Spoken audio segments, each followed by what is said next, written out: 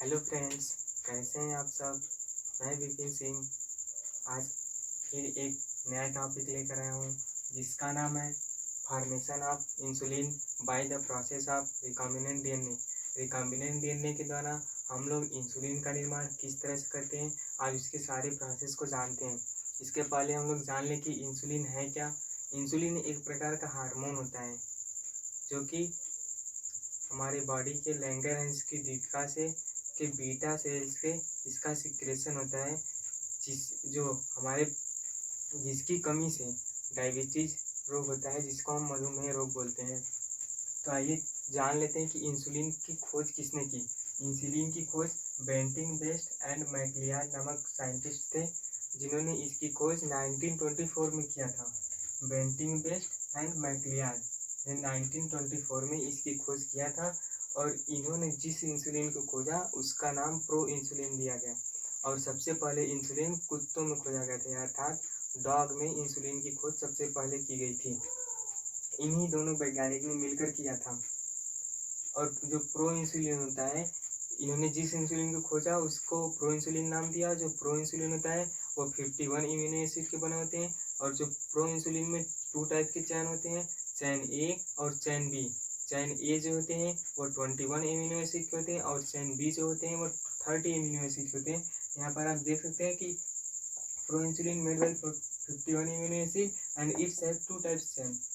Example के लिए चैन A and chain B, यदि हम स्ट्रक्चर के द्वारा इसको समझें तो चैन ए और चैन बी को यदि हम इस तरह से स्ट्रक्चर में बनाएं तो जो चैन ए होता है वो 21 इम्यूनो एसिड का होता है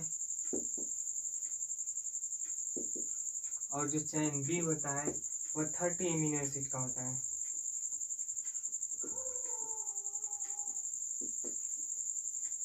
और ये जो चैन ए और चैन बी आपस में जिस बॉन्ड के द्वारा जुड़े होते हैं उसको डाई सल्फाइड बॉन्ड कहते हैं या डाई सल्फाइड लिंकेज कहते हैं, क्योंकि इन दोनों चैन को आपस में जोड़ने के लिए कोई ना कोई अट्रैक्शन आवश्यक है। तो यहाँ पर दोनों चैन आपस में जुड़े होते हैं वो डाइसल्फाइड बॉन्ड के द्वारा जुड़े होते हैं, या इसको हम डाइसल्फाइड लिंकेज कहते हैं। डाइसल्फाइड लिंकेज क्यों कर रहे हैं, क्योंकि यहाँ पर एक सल्फर है एक सल्फर है, 2 सल्फर को मिलाकर हम डाई बोलते हैं और इस सल्फर को हम लोग सल्फाइड के रूप में लिखते हैं, इसलिए इसको डाइसल्फाइड लिंकेज कहते हैं। ये तो हो गई इसकी हिस्ट्री के बारे में। अब हम लोग जानते हैं कि फार्मेसी इसका निर्माण कैसे करेंगे, लैब में किस तरह से इसका निर्माण किया जाता है।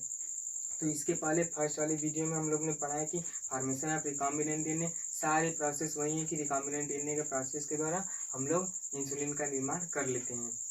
तो रिकॉम्बिनेंट डीएनए के प्रोसेस में हम लोग करते क्या है कि पहले एक इकोलाई बैक्टीरिया जो होता है उससे वो लेते हैं और किसी एक इंसुलिन, किसी मान लीजिए यह एनिमल है और ये जो सेल है यह इंसुलिन का सिक्रेशन करता है। यह किसी एनिमल हो गया और यह इंसुलिन का सिक्रेशन करता है। तो हम लोग अब आते हैं कि स्टेप बाय स्टेप चलते हैं कि इसमें क्या क्या करना होता है। जो सारे प्रोसेस हम लोग फर्स्ट वीडियो में किए थे कि किस तरह से हम लोग रिकॉम्बिनेंट डीएनए का निर्माण करते हैं, सेम प्रोसेस वहीं इसमें भी करना है। आप लोग बस डायग्राम के माध्यम से आप लोग देखेंगे तो आप सब समझ में आ जाएगा। इसमें पहला स्टेप हम लोग किए थे isolation of DNA. Isolation of DNA, तो फर्स्ट स्टेप में हम लोग क्या करते हैं कि यहाँ पर आते हैं, जो बैक्टीरिया है उसके डीएनए उससे हम लोग उसके डीएनए को बाहर निकाल लेते हैं और यहाँ से किसी एनिमल के डीएनए, एनिमल के बॉडी से उसके डीएनए को बाहर निकाल लेते हैं, जिससे इंसुलिन प्राप्त होता है। यहाँ फर्स्ट स्टेप हम लोग का क्लियर हो गया। सेकेंड स्टेप में क्या होता है, फ्रेगमेंटेशन। फ्रेगमेंटेशन ऑफ डीएनए, यानी डीएनए को हम लोग यहाँ से अलग कर लिए तो डीएनए को हम लोग काटते हैं। और फ्रेगमेंटेशन में हम डीएनए मतलब डीएनए को काटते हैं, तो डीएनए को काटते किसके द्वारा है, EcoR1 एंजाइम होता है जिसको इस्चेरिशिया कोलाई से प्राप्त किया जाता है। इसी के द्वारा प्राप्त किया जाता है, EcoR1 एंजाइम है और इसके द्वारा हम लोग इस डीएनए को काट लेते हैं, छोटे छोटे पार्ट में डिवाइड कर लेते हैं। इसी तरह इसको भी कर लेते हैं। तो थर्ड स्टेप में हम लोग का क्या होता है, formation of recombinant DNA. Formation of recombinant DNA. Third step में हम लोग का फॉर्मेशन रिकॉम्बिनेंट डीएनए का निर्माण हो गया, और यानी इस डीएनए को, जो इस बैक्टीरिया का डीएनए को है और ये जो एनिमल का डीएनए है जिससे हम लोग इंसुलिन प्राप्त किए, इन दोनों को हम लोग जोड़ दिए। ये जो जोड़ने वाली प्रक्रिया होती है उसको लाइगेशन कहते हैं, और जोड़ने का प्रोसेस जो करता है वो डीएनए लाइगेज एंजाइम होता है, जो दो डीएनए को आपस में जोड़ने का काम करता है। यहाँ पर रिकॉम्बिनेंट डीएनए हो गया। अब जो स्टेप फोर्थ है इसका है transfer of recombinant DNA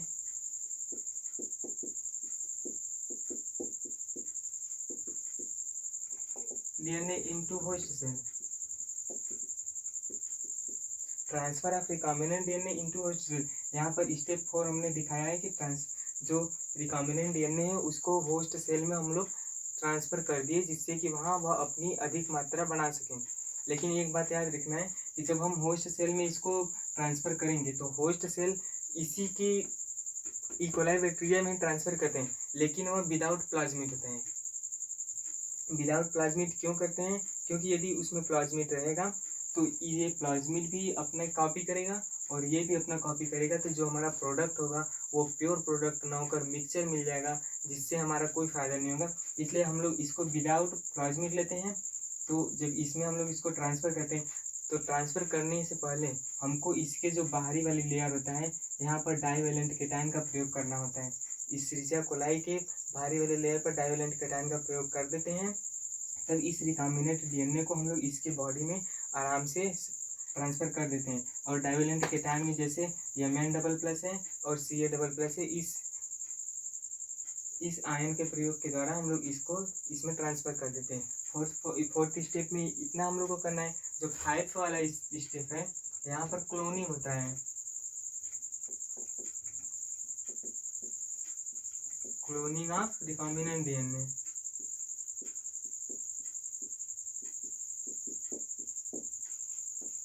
cloning of recombinant DNA यानी 5th वाले स्टेप में हम लोग देखें ये जो रिकॉम्बिनेंट डीएनए एक है, इसने अपने ढेर सारी क्लोन इसी में तैयार कर लिया। फर्स्ट वीडियो में भी हम लोग यहीं पढ़े हैं, सेकेंड वाले वीडियो में, इस वीडियो में भी हम लोग यहीं पढ़ेंगे, क्योंकि हमको जिस तरह से रिकॉम्बिनेंट डीएनए का निर्माण किया उसी तरह से इंसुलिन का भी निर्माण किया जाता है। तो यहाँ पर हम लोग इसको क्लोन कर लिए।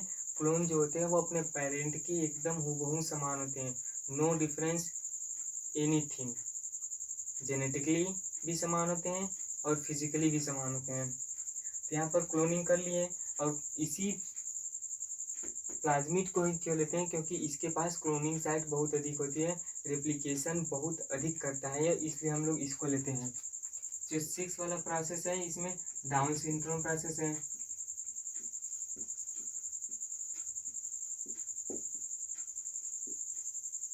डाउन सिंड्रोम प्रोसेस में क्या करते हैं? यहाँ पर 6 वाला स्टेप है, यहाँ पर डाउन सिंड्रोम प्रोसेस किए। डाउन सिंड्रोम प्रोसेस में होता क्या है कि जो हमारा ये क्लोन किए हुए डीएनए है, जो इंसुलिन के जो ये सब डीएनए मिले हुए हैं, तो इसमें कुछ इम्प्योरिटी होती है। जैसे थोड़ा बहुत ये साइटोप्लाज्म हो गए और इसके मेन क्रोमोसोमल मटेरियल हो गए, इसी की बाहरी परत के साथ बाहरी लेयर के साथ वो चिपक गए। तो डाउन सिंड्रोम प्रोसेस में हम लोग उसको अलग कर लेते हैं, यानी इसकी सफाई की जाती है। सफाई करने के बाद जो नेक्स्ट वाला स्टेप है 7 स्टेप, इसको पैक कर देते हैं। पैकिंग की जाती है इसकी। पैकिंग के बाद इसको मार्केट में सेंड कर दिया जाता है।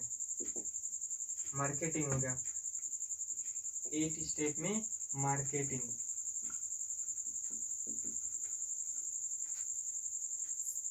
यहाँ पर 7 स्टेप में डाउन सिंड्रोम प्रोसेस किए हैं। 6 स्टेप में डाउन सिंड्रोम प्रोसेस में हम लोग यहाँ पर इसकी कटनी जिसको बोलते हैं, अर्थात इसको प्योर बनाते हैं, इसमें से इम्प्योरिटी को निकालते हैं। फिर उसके बाद इसको पैक करते हैं।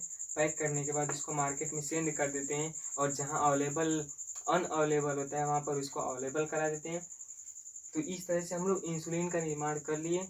रिकॉम्बिनेंट डीएनए और इंसुलिन का निर्माण सेम प्रोसेस है। रिकॉम्बिनेंट डीएनए यदि हमें आ गया तो हम इंसुलिन का निर्माण ऑटोमेटिक कर लेंगे। तो इस यहाँ पर हम लोग रिकॉम्बिनेंट डीएनए बनाते समय हम लोग मैनुअली बताया गया था कि उसमें हम लोग को मैनुअली 3 स्टेप को रिमाइंड करना है। तो इसमें भी 3 स्टेप ही रिमाइंड करना है, लेकिन उसके आगे का जो प्रोसेस है उसको हमें दिखाना है कि किस क्या क्या प्रोसेस हम लोग किए हैं। यदि आपको इस तरह से नहीं तो डायग्राम के मीडियम से भी समझेंगे तो डायग्राम के मीडियम से आपको इजीली समझ में आ जाएगा। एकदम इजी है। बताया गया कि इंसुलिन एक प्रकार का हार्मोन है जो कि 51 एमिनो एसिड का बना होता है और इसमें 2 टाइप के चैन होते हैं, चैन ए और चैन बी। जो चैन ए होते हैं वो 21 एमिनो एसिड के बने होते हैं, जो चैन बी होते हैं वो 30 एमिनो एसिड के बने होते हैं। और जो ये दोनों चैन ए और चैन बी आपस में अटैचमेंट होते हैं वो डाइसल्फाइड लिंकेज के द्वारा या डाइसल्फाइड बॉन्ड के द्वारा जुड़े होते हैं। डाइसल्फाइड बॉन्ड क्यों होते हैं? क्योंकि उनमें 2 सल्फर होते हैं, इसलिए उसे डाइसल्फाइड बॉन्ड कहते हैं। यदि हम लोग एक बार फिर रिमाइंड करें तो यहाँ से सीधे आए तो देखते हैं कि किस तरह से हम लोग इंसुलिन का निर्माण करते हैं। तो ये प्लाज्मिड हो गया। प्लाज्मिड को हम लोग स्टेप फर्स्ट में उसको आइसोलेट कर लिए उसके डीएनए को। इस डीएनए को आइसोलेट करने के बाद यहाँ से किसी एनिमल है अर्थात तो कोई जीव है जिसमें इंसुलिन का निर्माण होता है, वहाँ से भी हम लोग स्टेप फर्स्ट में इंसुलिन को जो उस डीएनए को हम लोग बाहर निकालते हैं जो इंसुलिन का सिक्रेशन करता है, बाकी और किसी डीएनए को नहीं, उसी डीएनए को निकालेंगे जो इंसुलिन को सिक्रेट करता है। तो सेकेंड स्टेप में हम लोग इस्चेरिचिया कोलाई वो इको R1 एक एंजाइम होता है, रेस्ट्रिक्शन इंडोन्यूक्लियस एंजाइम, जिसे डीएनए की कैंची भी कहते हैं। इसे डीएनए को काट देता है। इस डीएनए को काटने के बाद थर्ड स्टेप में हम लोग फॉर्मेशन ऑफ रिकॉम्बिनेंट डीएनए कर लेते हैं, यानी यहाँ पर लाइगेशन प्रक्रिया के द्वारा जो लाइगेशन प्रोसेस है उसमें डीएनए लाइगेज एंजाइम भाग लेता है, जिससे यह यहाँ पर यह दोनों डीएनए को आपस में जोड़ देता है। ये डीएनए यहाँ हो गया और ये वाला जो पार्ट है यहाँ आकर जुड़ गया फर्स्ट में, और ये वाला सेकेंड पार्ट सेकेंड में आकर जुड़ गया। रिकॉम्बिनेंट डीएनए हमारा का निर्माण हो गया।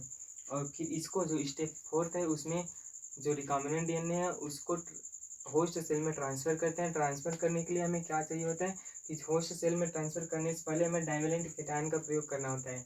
डाइवेलेंट केटायन इसके परत को भेज देता है जिससे हम इसको रिकॉम्बिनेंट डीएनए को इसमें आसानी से ट्रांसफर कर सकते हैं। और एक बात को रिमाइंड करना चाहिए कि इसमें प्लाज्मिड नहीं होना चाहिए। विदाउट प्लाज्मिड का हम लोग होस्ट सेल यूज करते हैं क्योंकि प्लाज्मिड के रिप्लिकेशन की दर बहुत अधिक होती है। ये भी प्लाज्मिड है, वो भी प्लाज्मिड है, तो दोनों को जब हम कर देंगे तो हमारा जो प्रोडक्ट मिलेगा वो मिक्सचर हो जाएगा, वो प्योर प्रोडक्ट नहीं मिल पाएगा। इसलिए हम लोग इसमें विदाउट प्लाज्मिड करते हैं। फिर 6 वाले स्टेप में 5 वाले स्टेप में जो होता है उसमें वो अपना क्लोनिंग करते हैं। क्लोनिंग साइट इसके पास बहुत अधिक होती है। जो प्लाज्मिड होते हैं उसके पास क्लोनिंग साइट अधिक होने के कारण वो अपने क्लोनिंग क्षमता बहुत अधिक करता है। फिर 6 वाले स्टेप में डाउन सिंड्रोम प्रोसेस करते हैं। डाउन सिंड्रोम प्रोसेस करने के बाद हम लोग इसको पैक कर देते हैं। पहले जान लेते हैं डाउन सिंड्रोम प्रोसेस में करते क्या है कि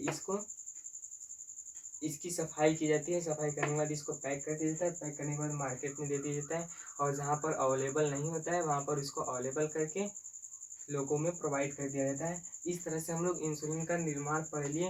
इंसुलिन क्या है, कहाँ सीक्रेट होता है, क्या किसने खोजा, कितने चैन होते हैं, कितने एमिनो एसिड के बने होते हैं, हम लोगों ने सब कुछ जान लिया।